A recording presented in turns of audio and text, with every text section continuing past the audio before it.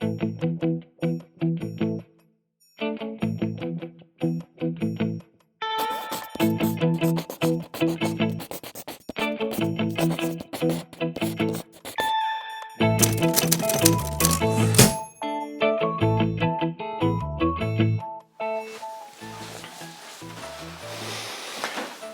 everyone, I hope this message finds you well.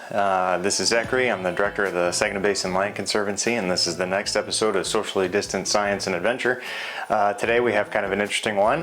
Trevor is out in the Bay City State Park. This was recorded last week, and he's actually out there doing a little bit of tree identification, species by species. So what he is going to do is identify to you the basic steps used to figure out which tree is which. Now, you're going to need a field guide to probably ultimately narrow this thing down and do your homework on these things, but basically what he's going to do is identify for you the observational steps that you need to take to make sure that you are typing a tree, especially in wintertime when there's no leaves. So he's going to cover taking a look at some of the basic characteristics and location of a tree to give you an impression of what it might be and help you narrow it down in your field guide or online resource. And then what I would say is why don't you go out and type the trees in your yard. What species of tree do you have in your yard? How big are they? How old are they? Try to come up with an impression of those things based on the information you might find online or in your field guide using the identification techniques that Trevor's going to give you in order to help you narrow it down. Hope this message finds you safe and sound, and we will be tuning in hopefully with you again tomorrow. Thanks a lot. Bye.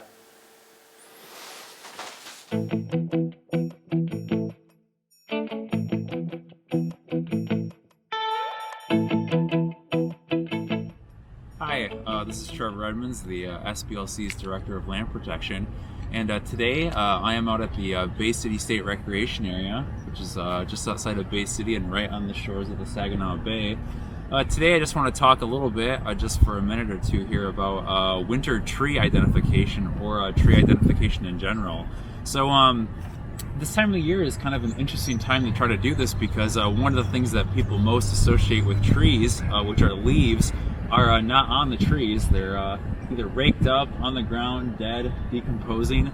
But so it's a little hard for most people to try to identify a tree without its leaves. But there are a lot of things that you can do to kind of help you back into it and correctly identify a tree.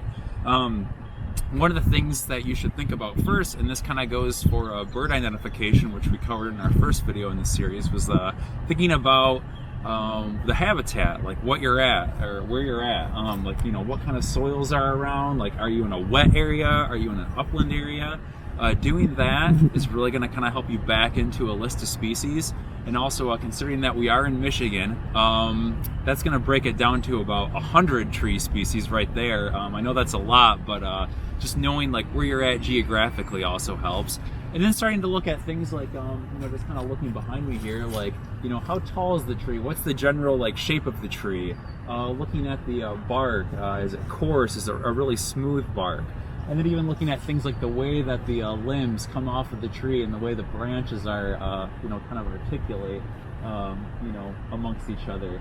Things like that will really kind of help you start to, back into it. And then also having a guide is a really good thing.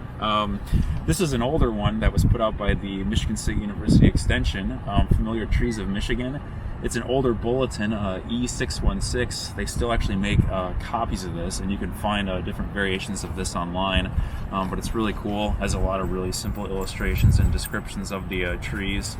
But yeah, just finding something like this, or even companies like Sibley, Stokes, Peterson, Kaufman guides.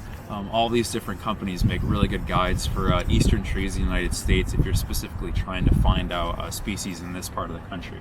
But yeah, just kind of like bird identification, just thinking about where you're at, what the habitat's like, and then starting to look at the broadest features of the tree, size, bark, things like that can help you back into it. So just to kind of give you one here, right here we're at the base of a pretty large cottonwood tree. These trees grow relatively quickly, and you can also tell they have this very coarse, sort of deeply veined bark. And there's actually a lot of these here right in this general part of the day use area of Bay City State Rec area. So thanks again for tuning in. Once again, my name is Trevor Edmonds. I'm the Director of Land Protection for the Saginaw Basin Land Conservancy, and look forward to talking again soon. Thanks.